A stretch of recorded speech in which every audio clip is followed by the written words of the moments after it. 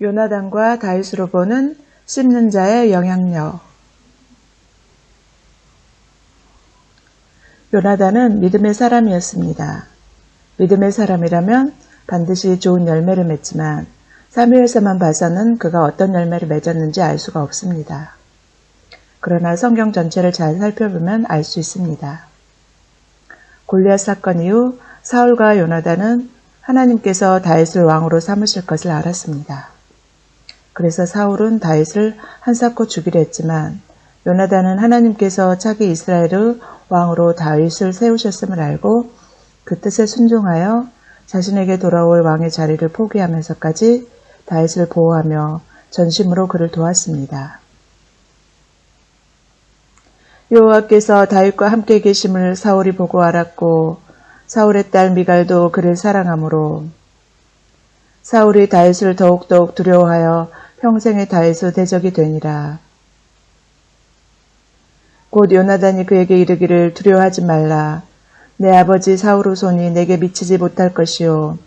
너는 이스라엘 왕이 되고 나는 내 다음이 될 것을 내 아버지 사울도 안다. 여기서 주목할 것은 하나님의 뜻에 절대 복종한 요나단의 믿음입니다. 하나님의 뜻은 요나단이 아니라 다윗이 이스라엘의 왕이 되는 것이었습니다. 이러한 요나단은 자신의 권리까지 포기하며 하나님의 뜻에 순종해 도망자 다윗을 성심껏 도왔습니다. 하나님을 경외해 아들 이삭을 번제로 드리라는 명령에도 절대 복종한 아브라함처럼 내 이웃 사랑하기를 내 자신과 같이 사랑하라는 말씀에 절대 순종한 것입니다. 하나님께서는 그의 이러한 믿음을 보시고 그의 기도와 소원을 모두 들어주셨습니다. 첫 번째로 다윗과 요나단의 맹세를 보겠습니다. 여호와께서 너 다윗의 대적을 지면에서 다 끊어버리신 때에도 너는 내 인자함을 내 집에서 영원히 끊어버리지 말라. 요나단이 다윗에게 이르되 평안히 가라. 우리 두 사람이 여호와의 이름으로 맹세하여 이르기를 여호와께서 영원히 나와 너 사이에 계시고 내 자손과 내 자손 사이에 계시리라 하였느니라. 두 번째로 왕이 된 다윗은 요나단의 아들 무비보셋을 찾아내 그를 도와주고 또 그의 목숨을 구해주기까지 합니다. 다윗 왕 때 3년 연속 기근이 있자 다윗이 여호와께 물으니 죄 없는 기브론 사람들을 살육한 사울의 죄 때문이라고 합니다. 이에 기브온 사람들을 불러 어떻게 속죄하면 될지를 물으니 그들은 사울의 자손 7명을 목매달아 죽이겠다고 말합니다. 이때 다윗은 사울의 두 아들과 장녀 메람에게서 난 아들 5을 내어주고 요나단의 아들 무비보셋은 아껴 내어주지 않았습니다. 이는 요나단이 다윗에게 맹세케 한 사무엘상 20장 15절의 말씀 때문입니다. 세 번째, 베냐민 지파 사람들은 자신들의 지파에서 배출한 사울을 가문이 왕권을 이어가지 못하고 다윗 왕조로 이어지자 유다 지파를 매우 적대시했습니다. 그래서 솔로몬 사후 이스라엘이 북이스라엘과 남유다로 분열되자 베냐민 사람 대부분은 북이스라엘을 택했습니다. 그러나 다윗의 은혜를 입었던 무비보셋의 후손들은 유다를 택했습니다. 이후 북이스라엘은 BC 722년 아수르의 침략을 받고 그들의 지배하에 혼혈인이 되면서 민족적 정체성을 완전히 잃어버리게 됩니다. 하지만 남유다에 속했던 요나단의 자손들은 하나님의 섭리하에 명맥을 유지하며 초대교회 때까지 이어옵니다. 이는 바벨론 포로기 이후에 쓴 역대기상의 베냐민 지파의 족보를 보면 알 수 있습니다. 넬은 기스를 낳고 기스는 사울을 낳고 사울은 요나단과 말기수아와 아비나답과 에스바알을 낳았으며 요나단의 아들은 무리바알이라. 무리바알은 미가를 낳았고 울람의 아들은 다 큰 용감한 장사여 활을 잘 쏘는 자라. 아들과 손자가 많아 모두 150명이었더라. 베냐민의 자손들은 이러하였더라. 이는 분명 하나님께서 요나단으로 인해 그의 자손들에게 은혜를 베푸신 것입니다. 이상으로 봤을 때 초대교회 때의 바울이 바로 요나단의 후손일 것입니다. 즉 바울은 사울왕의 죄의 열매이자 동시에 요나단의 믿음의 열매인 것입니다. 그래서 그의 인생이 그렇게 극명하게 나눠졌던 것입니다. 실제로 사무엘서의 사울과 요나단의 행적과 사도행전의 바울의 행적이 일치합니다. 바울의 인생 전반부는 사울과 같습니다. 사울이 다윗을 집요하게 박해했듯이 회심 전에 바울도 예수 그리스도 곧 그리스도인들을 열심으로 박해했습니다. 내가 이전에 유대교에 있을 때 행한 일을 너희가 들었거니와 하나님의 교회를 심히 박해하여 멸하고 내가 내 동족 중 여러 영갑자보다 유대교를 지나치게 믿어 내 조상의 전통에 대하여 더욱 열심히 있었으나 바울의 인생 후반부는 요나단과 같습니다. 요나단이 다윗을 자기 생명같이 사랑하고 그가 차기 왕이 될 것이라 선언했듯이 회심 후에 바울도 예수님을 자기 생명처럼 사랑해 그가 우리의 구주이심을 선포하며 온갖 고난과 박해를 견디며 복음을 전했습니다. 다윗이 사울에게 말하기를 마침에 요나단의 마음이 다윗의 마음과 하나가 되어 요나단이 그를 자기 생명같이 사랑하니라. 내가 달려갈 길과 주 예수께 받은 사명 곧 하나님의 은혜의 복음을 증언한 일을 마치려 하면은 나의 생명조차 조금도 귀한 것으로 여기지 아니하노라. 다윗에 대한 요나단의 사랑이 그를 다시 맹세하게 하였으니 이는 자기 생명을 사랑함 같이 그를 사랑함이었더라. 바울이 대답하되 나는 주 예수의 이름을 위하여 결박당할 뿐 아니라 예루살렘에서 죽을 것도 각오하였노라. 이는 바울이 요나단의 믿음의 열매라는 관점으로 보지 않는다면 참으로 기이한 일인 것입니다. 요나단 사후 다윗은 그의 죽음을 애통해하며 이렇게 노래했습니다. 내 형 요나단이여 내가 그대를 애통하면 그대는 내게 심히 아름다움이라. 그대가 나를 사랑함이 기이하여 여인의 사랑보다 승하였도다. 혹자는 이것을 요나단이 다윗을 사랑한 것을 여인이 남자를 사랑하는 것에 비유했다고 말하지만 그것이 아니라 여인의 모성애보다도 더 기이한 사랑을 말한 것입니다. 즉 요나단이 성경 최고 계명인 내 이웃 사랑하기를 내 자신과 같이 사랑하라는 말씀을 따라 다윗 사랑하기를 자기 자신과 같이 사랑한 것을 말한 것입니다. 그러므로 하나님께서 악인 바울을 택하신 것은 그분의 주권에 의해서만이 아니라 믿음의 사람 요나단의 소원 때문이었으며 그가 요나단의 믿음의 열매였기 때문입니다. 여호와께서 영원히 나와 너 사이에 계시고 내 자손과 내 자손 사이에 계시리라 하였느니라. 그러나 내 어머니 태로부터 나를 택정하시고 그의 은혜로 나를 부르시니가 그의 아들을 이방에 전하기 위하여 그를 내 속에 나타내시기를 기뻐하셨을 때 내가 곧 혈육과 의논하지 아니하고. 여기서 우리는 구약 이스라엘이 하나님께 택하심을 받은 것은 아브라함의 순종 때문이었으며 이스라엘의 제사장들이 대대로 제사장 직분을 맡음은 아론의 손자 비냐스의 의로운 행위 때문이었으며 이스라엘의 죄악으로 다른 지파들은 다 멸했으되 유다 지파만은 멸하지 않은 것은 다윗의 믿음 때문이었으며 베냐민 지파가 유다 지파와 함께 신약시대에까지 명맥을 이어온 것과 예수 그리스도를 이방에 전하기 위해 바울을 택하시고 부르신 것은 요나단의 믿음 때문이었다는 사실을 알아야 합니다.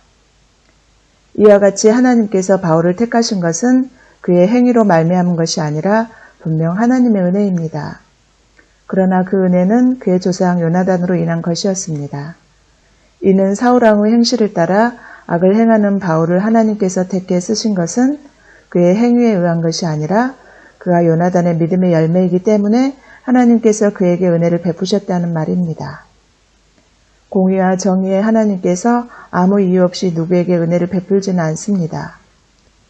이와 같이 우리가 그 은혜에 의하여 예수님을 믿게 된 것도 우리를 위해 순종으로 심었던 믿음의 선진들 때문입니다. 또한 이것은 하나님께서 사울과 요나단의 이야기로 그들의 후손인 바울의 이야기를 써내려가신 것이라 할 수 있습니다. 이러한 원리는 예수님께도 그대로 적용됩니다. 성경은 예수님에 대한 증언입니다. 그런데 이것을 역으로 보면 하나님께서 성경의 믿음의 사람들의 이야기로 예수님의 이야기를 써내려가신 것이라 할 수 있습니다. 아브라함이 이삭을 번제로 드린 곳은 모리아산인데 훗날 이곳에 예루살렘 성전이 세워졌다는 것은 다들 아는 사실일 것입니다. 이곳에서 이삭이 자신을 죽여 번제로 드리려는 아버지에게 아무런 저항 없이 순종하였듯이 예수께서도 그곳에서 아버지의 뜻에 온전히 순종해 십자가에서 자신을 드렸던 것입니다. 다윗 이야기도 마찬가지입니다. 다윗은 왕이 되기 전 사울에게 아무런 죄도 짓지 않았음에도 사울과 그의 하수인들에게 쫓기며 갖은 핍박과 고난을 받았습니다. 그런데 죄 없으신 예수께서도 유대인들에게 온갖 핍박과 고난을 다 받으셨습니다. 즉 하나님께서 아브라함에게 온전히 순종한 이삭과 고난받은 다윗의 행적으로 예수님의 이야기를 쓰신 것입니다. 한 예로 시편 22편은 다윗이 자신의 경험을 바탕으로 쓴 것이지만 하나님께서 그것을 예수께 그대로 이루어지게 하셨습니다. 시편 22편의 주요 부분을 읽어보겠습니다. 내 하나님이여 내 하나님이여 어찌 나를 버리셨나이까. 어찌 나를 멀리하여 돕지 아니하시오며 내 신음소리를 듣지 아니하시나이까. 내 하나님이여 내가 낮에도 부르짖고 밤에도 잠잠하지 아니하오나 응답지 아니하시나이다. 나는 벌레요 사람이 아니라 사람의 비방거리요 백성의 조롱거리니이다. 나를 보는 자는 다 비웃으며 입술을 삐죽거리고 머리를 흔들며 말하되 그가 여호와께 의탁하니 구원하실걸 그를 기뻐하시니 건지실걸 하나이다. 나를 멀리하지 마옵소서. 환난이 가까우나 도울 자 없나이다. 많은 황소가 나를 에워싸며 바산의 힘센 소들이 나를 둘러쌌으며 내게 그 입을 벌림이 찢으며 부르짖는 사자 같으니이다. 나는 물같이 쏟아졌으며 내 모든 뼈는 어그러졌으며 내 마음은 밀랍 같아서 내 속에서 녹았으며 내 힘이 말라 질그릇 조각 같고 내 혀가 입천장에 붙었나이다. 주께서 또 나를 사망의 진토에 두셨나이다. 그들이 나를 에워쌌으며 악한 무리가 나를 둘러 내 수족을 찔렀나이다. 내가 내 모든 뼈를 셀 수 있나이다. 그들이 나를 주목하여 보고 내 겉옷을 나누며 속옷을 제비 뽑나이다. 그러므로 예정은 역사의 주관자이신 하나님께서 선대의 행실을 보시고 써내려 가신 후대의 이야기를 할 수 있습니다. 그렇지 않고 이것을 하나님의 주권에 의한 것이라고만 한다면 예정이 아니라 팔자나 운명이 아니겠습니까? 여기서 우리는 인간이 선을 행하든 악을 행하든 그것이 그 자손에까지 영향을 미친다는 것은 예전 사람들은 다 알고 있었지만 무지한 이들이 그것을 마치 미신인 양 취급해버렸다는 사실을 알아야 합니다. 적선지가 필류여경, 적악지가 필류여왕.